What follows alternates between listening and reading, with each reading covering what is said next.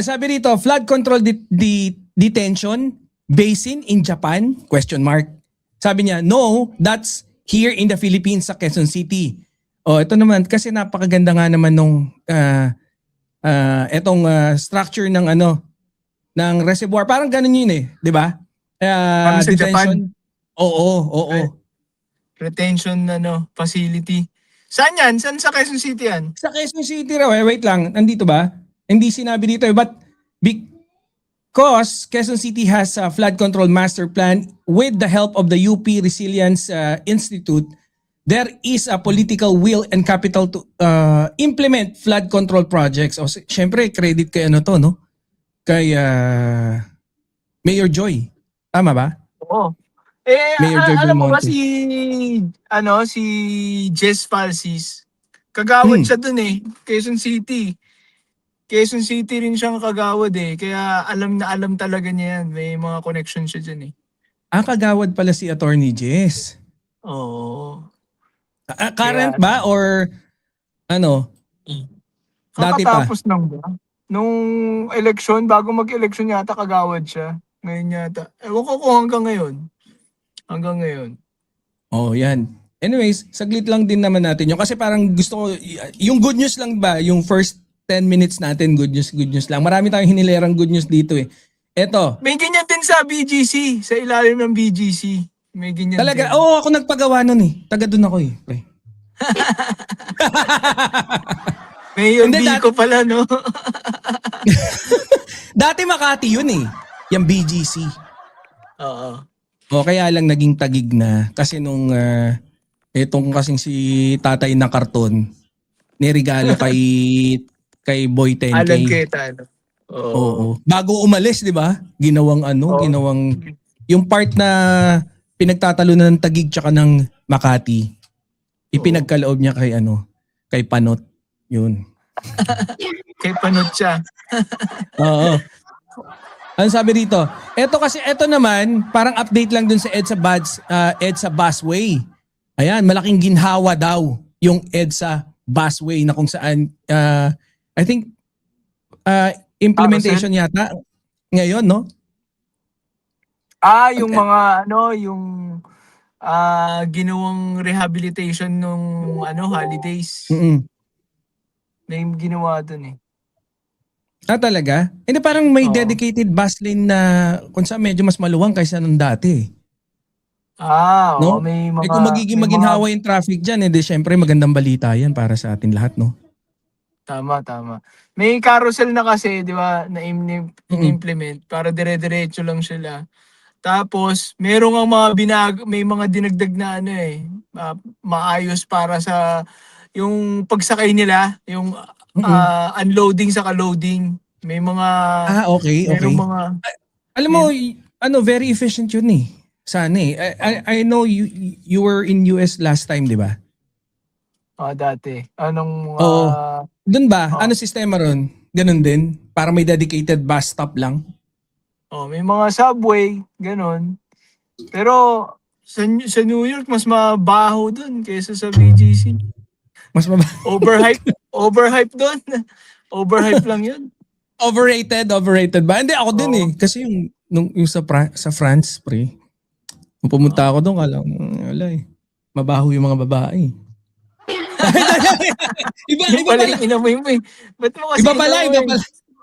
Iba pala. Sorry naman. Hindi, dito naman sa Dubai, no, yung may dedicated lang yung mga bus stop. Oo, malinis dito. No? Hindi ko nga alam kung bakit. Kasi medyo may pati mga Pinoy dito may disiplina eh. Hindi ko nga alam kung nabibitbit namin ba pa uwi. Pag uwi sana namin ng Pinas, bitbit pa rin namin yung disiplina. Sana maayos. Pero, parang no? Pati sa Japan, di ba? Malinis, di ba? Magalang, matao. Malinis din. And malaking contribution doon ng mga expat. Di ba? Yung mga dayo lang doon. Oo. Anyways, ito, isa pa para pasok tayo sa 10-minute round natin. Ito. Sa Ched naman. Pakinggan mo pre. Mapapakinggan mo ba? Oo. Sa Sona Tweet. Maririnig mo ito, maririnig mo. Ulitin natin ah. We are really very grateful kasi lahat po Dinig mo? Oh, rinig. Oh, sige, sige. ng pangako ng ating Pangulo sa SONA 2025 ay na-realize na. At marami talagang pasalamat kami sa kanya kasi ngayon lang po namin nakita. Ako po ay nandun sa higher education for the last 20 years pero ngayon ko lang nakita kung gaano kapursigido ang ating Pangulo sa pagpapatupad ng mga nakalaan sa ating UNIFAS law. For the Commission on Higher Education, talaga pong inspire ang pagtaas ng aming budget from 33 billion ng NEP ay nag-increase ng 40.11%. That is amounting to 47 Biro mo, itinaas, no? Tapos Wala, maganda halos na ito. kalahati. Sasabihin niya kung ano yung, kung saan mapupunta yung mga pagtaas eh. Tingnan mo. billion pesos. And out of this 47 billion, 40 billion is dedicated to implement the UNIFAS law. That includes the free higher education, free tuition fee for all students enrolling in state-funded university, local university and colleges, and assistance to students who are going to enroll in private universities na wala pong na ipatayo na government-funded state university and colleges doon. On top of that, may mga tertiary education subsidy. So nagagalak po ako na lahat po ng ongoing na enrolled ng state-funded university at mga tertiary education subsidy na kulang noong NEP ay nabigyan na po. We are really Kita. Biruin mo yun, pre. Palakpakan. Yan ang ano eh. Yan ang hindi maintindihan ng mga didilis, di ba? Iniisip nila, kasi merong mga batas yan, di ba? Ang tagal ng batas yan, UNIFAS law. Ang problema, sinong presidente ang maglalaan ng budget dyan? Kaninong administrasyon maglalaan ng budget dyan, di ba? Kasi kung hindi malalaan Correct. ng budget yan, hindi yan matutupad, di ba? Eh kung ang priority ng ng presidente mo, o yung pangungurako, di ba katulad nung yung bibili sana sa Russia, di ba? Bibili sana sa Russia. Ng helicopter. Ng alin Tapos ba? kinancel. O pinamigay lang yung yung kumbaga yung unang pati unang pambayad doon, parang 20 billion pero yata yung- yun. Oo, binigay yun. Diba? Bigay na lang yun. Wala nang refund Wala na. yun. Hindi na ni-refund. Hindi Cancel. mari-refund. Yun nga eh, paano Diba paano natin hahabulin yun? 'Di ba? Oo, yan ang di ba? Isipin mo pag sabihin mo na hindi corruption yun, pero nag-aksaya ka pa rin ng tax ng bayan, di ba? Imbes na maibibigay mo sa mga ganitong proyekto, di ba? So, dapat give credit when credit is due, di ba? Si BBM, Correct. nalalaanan niya ng mga pondo yung mga yan, hindi siya nag-aaksaya, di ba? Di ba? Kaso Correct. hindi mo talaga hindi mo talaga ma-micromanage lahat, di ba? Kasi Oo yan. Itatalon naman natin dito sa yung sinasabi nila, si BBM ang pumirma ng budget, kasalanan niya yung mga korupsyon. Pero teka, di ba? Bago niya pirmahan yan, hindi naman niya alam kung alin dun yung eventually magiging korupsyon, di ba? Correct. Dun yung magiging ghost flood control, hindi naman niya alam eh. Kasi libo-libong line items eh. Lahat ba yun masusubaybayan mo, di ba? Di ba, hindi mo Correct. naman eh. Hindi mo naman ma-micromanage lahat eh. In good faith, na pinagkatiwalaan mo Cheese Escudero, sila may mga proyekto sila dyan. Hindi mo alam kung anong kabalbalan ng ginagawa nila sa likod, di ba? Hindi na nila alam. Kaya, eventually na lang, natapos yung taon, nalaman, hindi maganda yung mga proyekto, Ako ganun din ang pagkakaano ko naman diyan sa budget, no. I think nung 2023, it was created nung 2022, 'di ba? Tapos medyo na. So yung nung 2022 yung budget di mo na maano. Yung 2023 nag-try.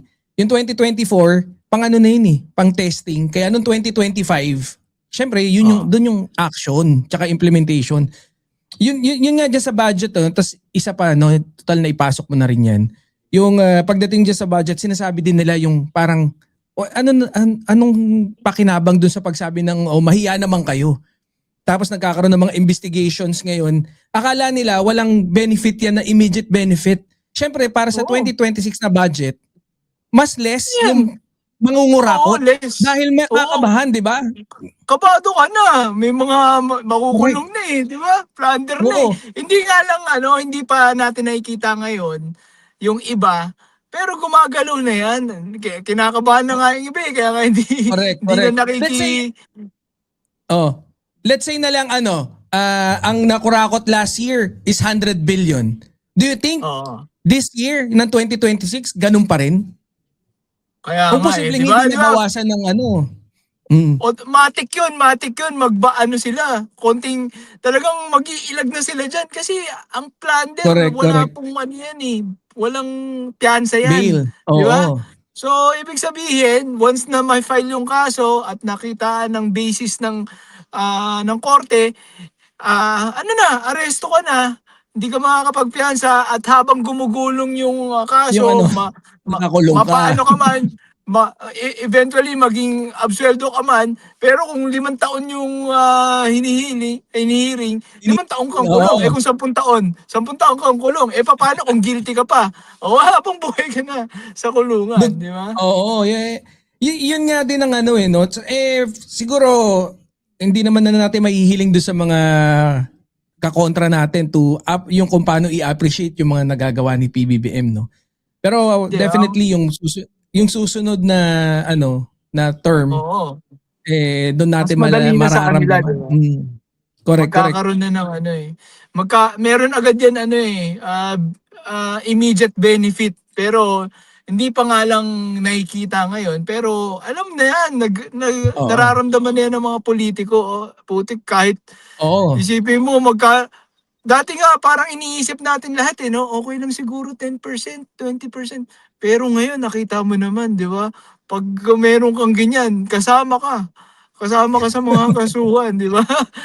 Hindi na po pwede ngayon 'yan. Hindi na pwede ngayon 'yan, lalo kung nagkakaalaman na ngayon 'di ba? Pag may ebidensya laban sa iyo, pwede kang makasuhan sa ombudsman at yari ka, 'yun.